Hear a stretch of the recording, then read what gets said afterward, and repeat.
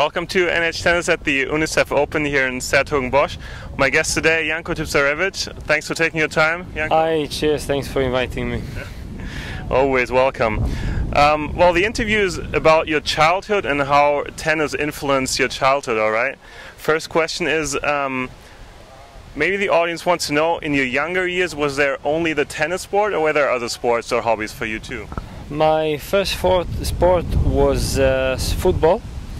Since my father was a football coach in my younger years, but after a year, when you're young, you do a lot of other sports, and at one point I had to decide between football and tennis, and I picked tennis, and in the end it's not such a bad idea. Well, you certainly played a lot of tennis in your younger years. How did that influence the time you had for friends and real friendships? What do you think about that? It really did influence it. I remember I was, it's stupid to say suffering because of it, but I didn't have like the prom nights or going, with friends from school to, picnics and stuff. It wasn't all tennis, but it was mainly like in my younger years, as when I had to make a decision what to do, Not to make the long story short, I had to make a decision what to do, either to do sports and professional tennis at the age of, 14, 15, 16, or to, study school, and I decided that tennis is the way I want to go. What do you think? Was it a decision of just yourself to turn pro, or was it like a main part that your parents said, Janko, that's a good idea to go pro? It was 100% my decision. I remember the day I was sitting on my father's lap and he said, whatever you want to do, just...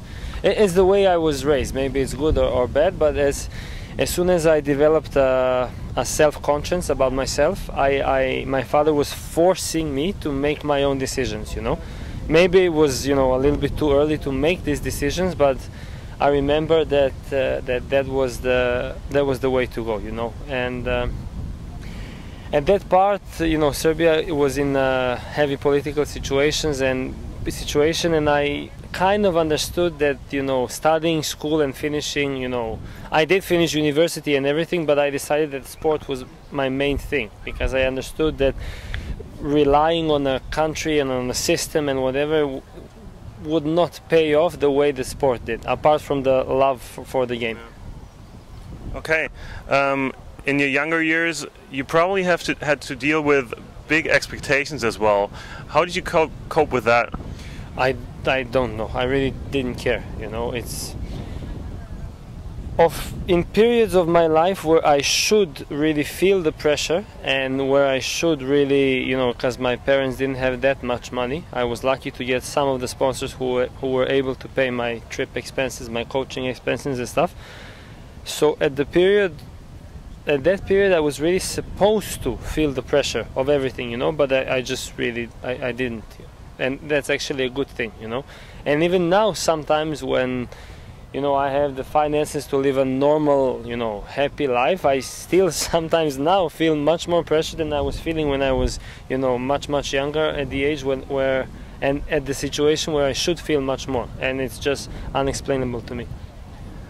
Was there a point where you wanted to quit the whole thing and study or do something else? No, never. I had, bad times when, I was thinking what to do, should I... But it always ended, I'd take a couple of days off, maybe sometimes a week or two, just to clear my head, but I never ever thought that, it's over, it's time to quit, or I never had these thoughts yet. Okay. Last question. If you could change anything in your former times, what would you do? I would definitely leave Serbia when I was younger. I had a decision. Again, one of the decisions that I, by myself, had to make was, either to stay and practice in Serbia or to, go abroad and practice, because I was a good junior and I had options, to go to, I think, Miami or Barcelona or stay in Serbia. And I decided to stay in Belgrade and practice there, and, there was a little bit too much of partying and going out and stuff like that. But, on the other hand, if I went abroad, maybe it would, be counterproductive, and then maybe I would say, after a year of bad results or something, okay, screw this, I'm going back home, staying with my family, friends and whatever, But I think if I went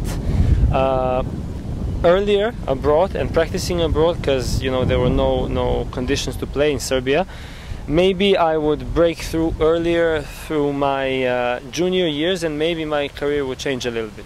That's the only small part which I would change. Okay, very interesting stuff from Janko's childhood. You're done with the interview, okay, but now the tougher part, the 10 questions. 10 you have to answers, okay. 10 fast answers, 90 seconds, okay? Okay, let's go. So you're ready for it, right? Yes, go, hit me. 90 seconds, start now. What's the average time you spend in the bathroom? 10 minutes. If you had to choose a different profession than being a tennis pro, what would it be? DJ. Who's the greatest athlete ever? Michael Jordan. If you could change it with one person for an entire day, who would it be?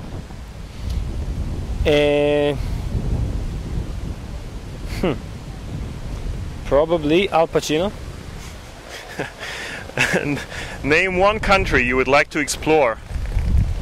I would like to explore probably some wild country in Asia.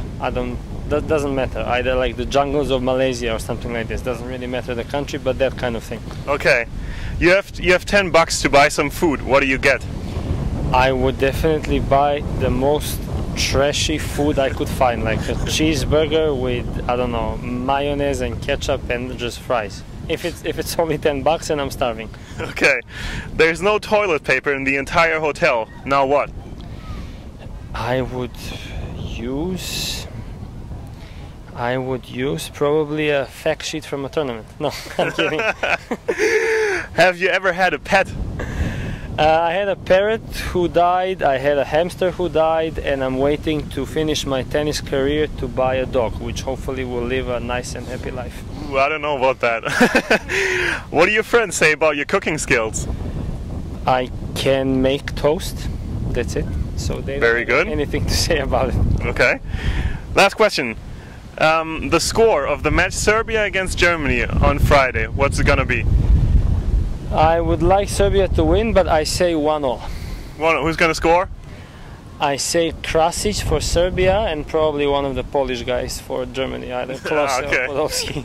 Janko, thanks a lot for the interview, For but I think you were over the time, and the maximum number for our fitness 20 work, seconds. but the maximum number is 5, alright? Okay, So what you have to do push-ups? is, I explain, push up and jump. 1.